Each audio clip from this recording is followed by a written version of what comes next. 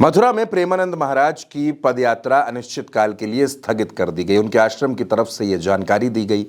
अब प्रेमानंद महाराज को लेकर लोगों के मन में अलग अलग तरह के सवाल हैं। एक वीडियो है जो सोशल मीडिया पर बहुत ज्यादा वायरल हो रहा है, लोग एक दूसरे को भेज रहे हैं।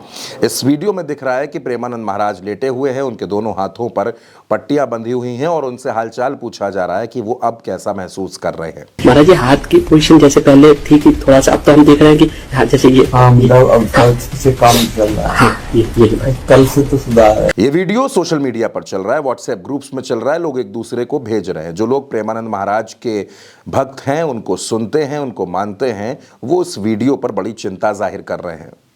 उनको लग रहा है कि प्रेमानंद महाराज बहुत बीमार हैं और बहुत से लोगों ने इस वीडियो को इस तरीके से वायरल भी किया है। लेकिन इस वीडियो की सच्चाई दरअसल ये है कि ये वीडियो बहुत पुराना है और ये वीडियो अभी का नहीं है। प्रेमानंद महाराज के बारे में जो खबर आ रही है वो भी हम आपको बता देते हैं कि प्रेमानंद महाराज की पदयात्रा जो बहुत से लोगों को जोड़ रही थी, बहुत से लोग उस यात्रा के इंतजार में घंटों खड़े रहते थे। रोज लगभग 20 से 25 हजार लोग प्रेमानंद महाराज के दर्शन करने के लिए उनके आश्रम के पास खड़े होते थे। प्रेमानंद महाराज अपने फ्लैट से निकलकर आश्रम तक जाते थे, पैदल जाते थे। रास्ते में रंगोली से स्वागत, ढोल नगाड़ों से स्वागत, आतिशबाजी से स्वागत होता था। लेकिन अब ये यात्रा अनिश्चितकाल के लिए स्थगित कर दी गई है।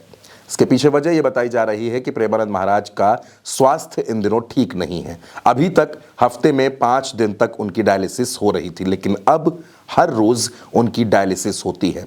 पहले ये अस्पताल में हुआ करती थी, लेकिन अब प्रेमानंद महाराज के फ्लैट में ही ये डायलिसिस की जा रही है। प्रेमानंद महाराज का स्वास्थ्य इन दिनों ठीक नहीं है और स्वास्थ्य कारणों को देखते हुए ही ये यात्रा, ये जो उनकी पद यात्रा है, ये अनिश्चितकाल के लिए स्थगित की गई है। इसकी जानकारी आश्रम की तरफ से दी गई है और ये भी कहा गया है कि जो भक्त हैं, जो लोग दूर दूर से आते हैं, वो अब इन रास्तों पर खड़े ना हो। यात्रा कब से शुरू होगी इसकी कोई जानकारी अभी नहीं दी गई है।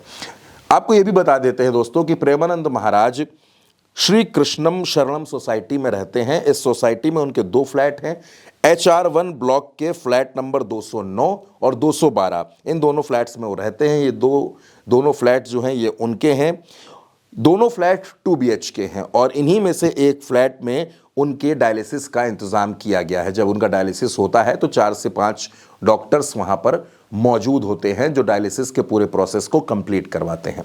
विदेशों में कई ऐसे भक्त हैं जो प्रेमानंद महाराज को बहुत मानते हैं। बहुत से ऐसे लोग हैं जो प्रेमानंद महाराज को अपनी किडनी देना चाहते हैं। 2006 में प्रेमानंद महाराज के पेट में दर्द उठा, जिसके बाद उन्होंने डॉक्टर्स को दिखाया तो पता चला कि उनको किडनी की समस्या है। वो इलाज के लिए दिल्ली गए तो डॉक्टर्स ने ये कह दिया कि उनकी दोनों किडनी खराब हैं और अब वो ज़्यादा लंबे वक्त तक जीवित नहीं रह पाएंगे।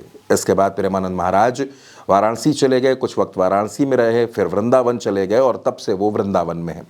प्रेमानंद महाराज ने अपनी दोनों किडनी का नाम रखा है। एक किडनी का नाम कृष्णा है, एक किडनी का नाम राधा है। बहुत से लोग प्रेमानंद महाराज को अपनी किडनी देना चाहते हैं। शिल्पा शेट्टी के पति राज कुंद्रा ने भी अपनी किडनी देने की पेशकश प्रेमानंद महाराज से की थी, लेकिन प्रेमानंद महाराज ने किसी की भी किडनी लेने से इनकार कर दिया। वो राधा नाम के जप करते रहते हैं और लोगों को भी जप के लिए बताते हैं कि राधा नाम का जप करें। प्रेमानंद महाराज अस्वस्थ हैं, लेकिन जिस तरह के वीडियो आपको आपके रिश्तेदार, आपके परिचित, आपके दोस्त भेज रहे हैं, उस वीडियो में कोई सच्चाई नहीं है। वो बीमार हैं, वो अस्वस्थ है, ये बात बिल्कुल ठीक है। उनका डायलिसिस हो रहा है, ये बात भी ठीक है। लेकिन इस तरह के वीडियोज़ पर आप भरोसा ना करें।